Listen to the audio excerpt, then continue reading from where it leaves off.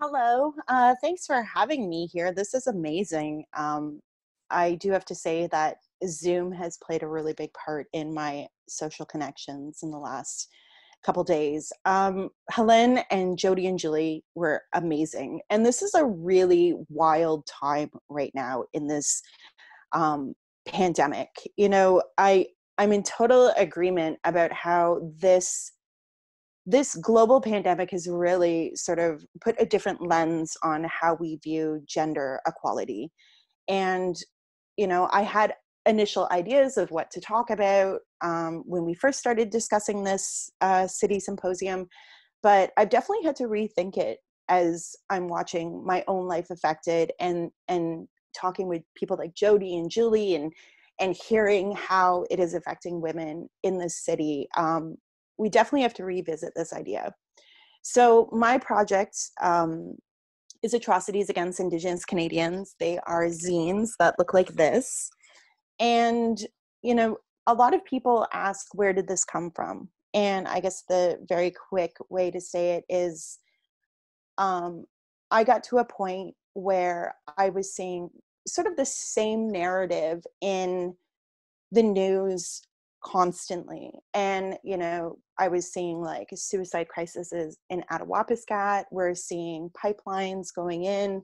We are seeing road blockades, young Indigenous people that are being killed, and verdicts of not guilty coming in. My heart was feeling really, really heavy because these are the same narratives that have just been going on for so long. And that's not how I view my culture. That's not how I view my people. My people are beautiful and vibrant and amazing and have so much to offer. But the language and the narratives that are happening around Indigenous people in Canada are still very problematic.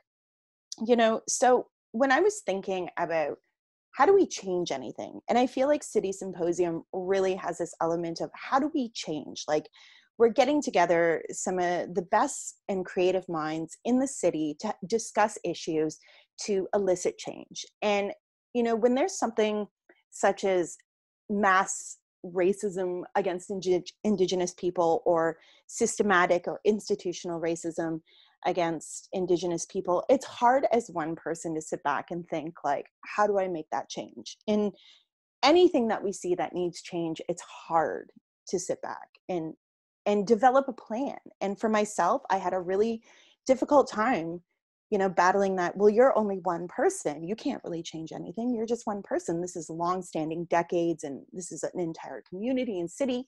So I kept thinking about, like, what is the method or the way that I can get this, message out or start changing the language around Indigenous issues. And I've been a long-time collector of zines since I was a teenager. I found them to be intimate and diary-esque and visually amazing. And I like that, holding something. You can't just scroll by and not like it. Or, we all do that with social media. We're like, oh, that seems too heavy. I'm just going to scroll on by and pretend I didn't see that, and, pretend that atrocity isn't happening in the world. We all do that with our social media. I mean, even I do it, I'll admit that. But having it, I felt like it was tangible, and I wanted it to be visually dynamic so people would sit down and read it.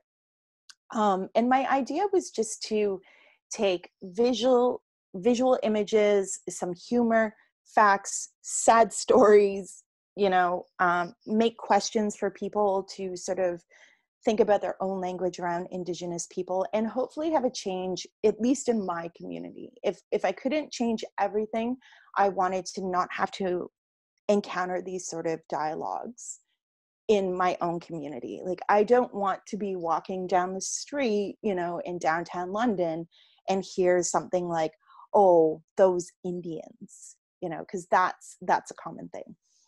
Um, we're talking about gender equality, and Indigenous communities are just sort of naturally matriarchal, matrilineal. We find our identity through our mothers, and we understand that women are the backbone of our community. You know, when moms are sick and moms are struggling, children are struggling.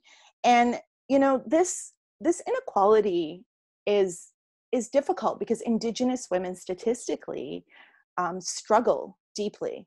And especially when we're talking in a pandemic, I was getting updates from the Thames Valley School Board, and they're like, oh, we're going to transition to e-learning and this and that. And I was like, there's a couple problems with that.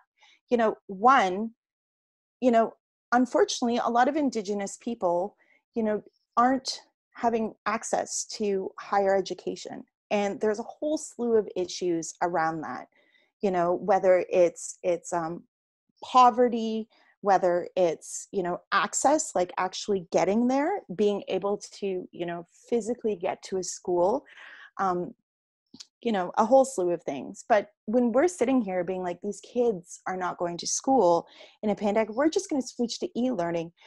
Do these children actually have access to digital, like a device? So I did get the Thames Valley saying like, oh, we want to figure out who has a device. You may have to share devices.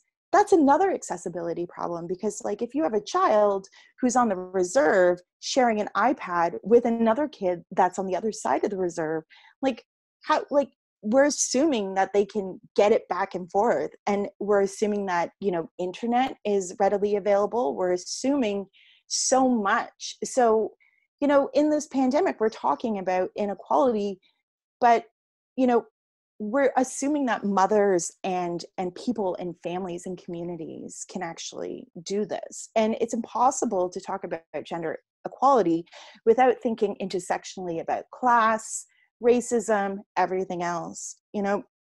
So in this issue, the second issue that I had, I tackled missing and murdered Indigenous women and girls. And one reason why it, you know, is such a hot topic for me is it's women. It's hundreds and thousands of women going missing and murdered, and we just haven't really done anything about it for like 30 years. And, you know, I don't think people realize that, like this is a massive inequality. I feel like if it was men or, you know, non-native men or non-native women going missing, like everything would be, you know, stop the bus, like we need to figure this out.